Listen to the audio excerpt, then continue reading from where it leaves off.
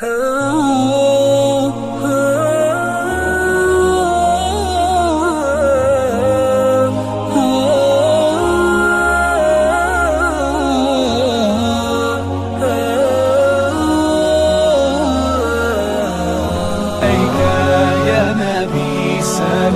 عليك يا رسول سلام عليك يا حبيب سلام عليك صلوات الله عليك. بسم الله الرحمن الرحیم. اللہم صلی وسلم علی سیدنا محمد وعلی آل سیدنا محمد وبارک وسلم علیہ. کتاب ریاض الصالحین باب الصبر چل رہا ہے. ریاض الصالحین کے اندر کچھ ایسی قلبی صفات، ایسی اصلاحی صفات کے اوپر احادیث جمع کی ہیں امام نووی رحمۃ اللہ علیہ نے، جو ہمیں آخرت کا سفر طے کرنے میں اور آخرت کی کامیابی کے لیے ناگزیر ہیں. یہ صفات قرآن میں بھی مذکور ہیں اور احادیث مبارکہ کے اندر بھی، جن میں سے اخلاص کا بیان ہو چکا، توبہ کا بیان ہو چکا. اب ہم صبر کی بات کر رہے ہیں. سب سے پہلے ہم یہ دیکھیں گے کہ صبر کی اہمیت کیا ہے اور صبر کیسے بندہ سیکھ سکتا ہے. تو صبر کی ہم نے 3 قسمیں پڑھی تھیں کہ صبر بیسکلی کہتے ہیں اپنے مزاج کے خلاف جو بات ہو اس پر صبر کرنا. اب اس کا مفہوم بہت زیادہ براڈ ہے. دیکھیں کچھ چیزیں ایسی ہوتی ہیں جو ہمارے مزاج کے خلاف ہوتی ہیں. ہو سکتا ہے کوئی انسان ہو جو ہمیں اریٹیٹ کر رہا ہو، کچھ حالات ہوں جن سے ہم پریشان ہوں، تو ان کے اندر صبر کرنا ایک یہ صورت ہوتی ہے.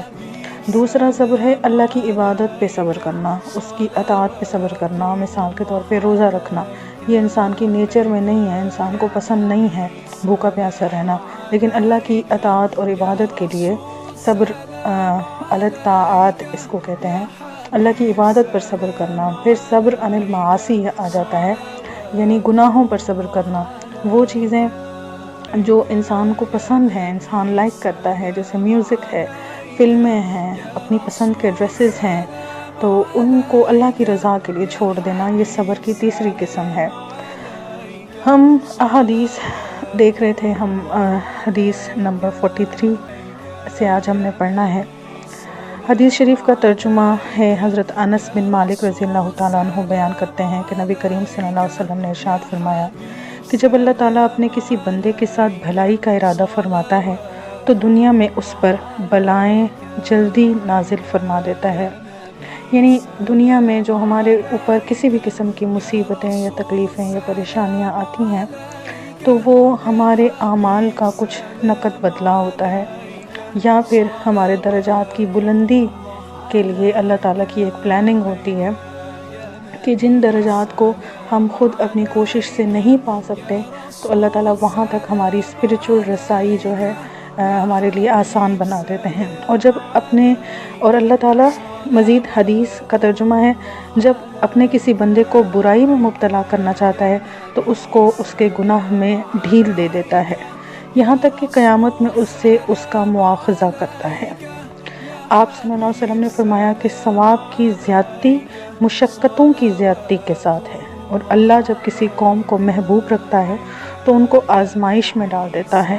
لہٰذا جو اس امتحان پر راضی ہو گیا اس کے لیے رضا ہے، اور جس نے اعراض کیا اس کے لیے غضب ہے. یہ ترمذی شریف میں بھی ہے حدیث، اور اس کو ترمذی نے حدیث حسن کہا ہے. یہاں ایک بہت بڑا جو ہمارا کنفیوژن کہہ لیں دنیاوی زندگی کے اندر، کہ اکثر انسان کنفیوزڈ ہو جاتے ہیں جب وہ ایسی کسی سچویشن میں پڑتے ہیں کہ وہ یہ دیکھتے ہیں کہ میں تو نیک بھی ہوں، میں تو اللہ کی عبادت بھی کرتی ہوں، نمازیں پڑھتی ہوں، باقی سارے احکام بھی پورے کرتی ہوں، لیکن میرے ساتھ معاملات الٹے ہو جاتے ہیں، میری مشکلات کا سلسلہ ختم نہیں ہوتا، میرے امتحان کا سلسلہ ختم نہیں ہوتا. وہ فلاں کو دیکھو، وہ سود کھاتے ہیں، وہ برائیاں کرتے ہیں، اپنی مرضی سے زندگی گزارتے ہیں، لیکن ان کو کبھی بخار بھی نہیں آتا. تو اس طرح کی کمپلینز اکثر لوگوں کے منہ سے سنی گئی ہیں کہ ہم ہی کیوں، ہمارے ساتھ ہی ایسا کیوں ہوتا ہے. اس قسم کی مینٹیلٹی کے لیے خصوصاً حدیث کے اندر جواب ہے. اس حدیث کے اندر ان لوگوں کے لیے خاص طور پہ جواب ہے کہ دنیا کے اندر جو تکلیفیں آتی ہیں، جو مصیبتیں آتی ہیں، اس کی کچھ قسمیں ہوتی ہیں. کچھ تو اللہ کی طرف سے امتحان ہوتا ہے، اللہ کی طرف سے آزمائش ہوتی ہے جو اللہ اپنے نیک بندوں کا لیتا ہے.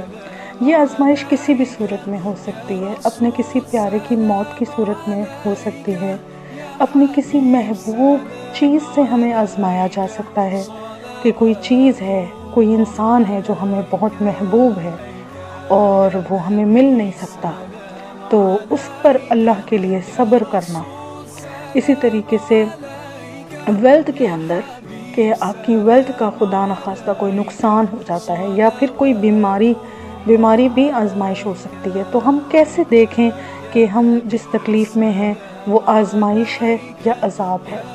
تو ہر وہ تکلیف جو انسان کو اللہ کے قریب کرتے وہ آزمائش ہوا کرتی ہے، اور ایسی تکلیف جو انسان کو اللہ سے دور کر دے وہ عذاب ہوا کرتی ہے.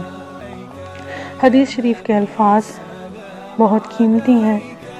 جس کسی کو دنیا میں تکلیف آ جائے تو وہ اس کو صبر سے اگر پار کر لے تو اس کے لیے کیا ہے؟ اس کے لیے اجر ہے. اور فرمایا کہ جس کی مشقت جتنی زیادہ ہوگی اتنا زیادہ اس کے لیے اجر ہے. مثال کے طور پہ فی زمانہ دین کے راستے پہ چلنا بہت مشکل ہے، شاید پہلے زمانوں سے بھی بہت زیادہ مشکل ہے.